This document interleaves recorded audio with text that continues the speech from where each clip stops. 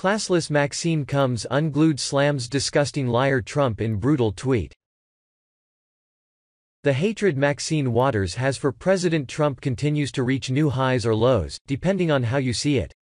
In a recent tweet, the California Democrat once again called for 45's impeachment. She also ripped him as a disgusting liar. There should be no room for this in the public arena. Representative Maxine Waters D. Califf blasted President Trump on Thursday after he attacked his intelligence officials following their testimonies before a congressional committee, saying it was past time for impeachment. Waters, a frequent critic of the president who often calls for his ouster, took to Twitter to ask when Americans would wake up to Trump's reported lies. Maxine Waters: when are the people of this country going to wake up to the fact that this president is a disgusting liar, documented to have lied over 8,000 times in 2 years? Add to that his recent, blatant lies on our nation's intel chief's testimony in the U.S. Senate. Past time for impeachment. Karen Waters will earn $200,000 from her mother's 2018 campaign. The daughter of Rep. Maxine Waters D. Califf will collect more than $200,000 from her mother's campaign after its debts are paid off for leading a lucrative slate mailer operation, Federal Election Commission filings show. Karen Waters has pulled in hefty payments from the campaign to run a slate mailer operation after the FEC issued an advisory opinion in October 2004 allowing Waters to run the operation from the Citizens for Waters, her mother's campaign committee. Prior to 2006, Karen ran the arrangement through LA Vote, a state committee in California.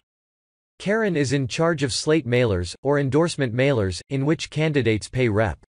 Waters' campaign to appear on mailers that are sent to more than 200,000 residents in the south-central Los Angeles area, where Waters holds a good amount of clout. The mailers contain a sample ballot and quotes of support from Waters. According to Waters in a not-so-subtle threat, it's time to get rid of despicable President Trump. We must understand that the Fed does not work for the President of the United States. The Fed creates monetary policy based on what's good for the economy and, of course, I may disagree from time to time with their decisions, but we must not interfere. They must be independent. Right now Powell is saying that they're dealing with inflation, but they don't work for the President. The President can't fire them. All that the President can do when he opens his mouth is rattle the markets. As a matter of fact, the volatility that you see in the markets is caused by the kinds of statements that this President will make, causing more uncertainty. I'm not surprised that the President is doing this because I'm not surprised at anything that the President may do or say. I have warned America from the beginning that this President is not worthy, he cannot be trusted, he's a liar, he's despicable. Any time he steps in, opens his mouth, tries to interfere with one of our agencies, I'm not shocked, but the American people continue to be shocked. The Republicans are intimidated and not standing by their responsibility for oversight in dealing with this president. So, yes, no, Powell does not work for him. The Attorney General should not work for him, but he thinks that they all should be working for him and not for the aim. Trump's response: I thought her comments were disgraceful. This is a person that I don't know. He assume she's new? I think she dishonored herself and I think she dishonored her family. Using language like that in front of her son and whoever else was there, I thought that was a great dishonor to her and her family. I thought it was highly disrespectful to the United States of America. Tlaib said she stood by her comments but wouldn't talk to reporters when questioned.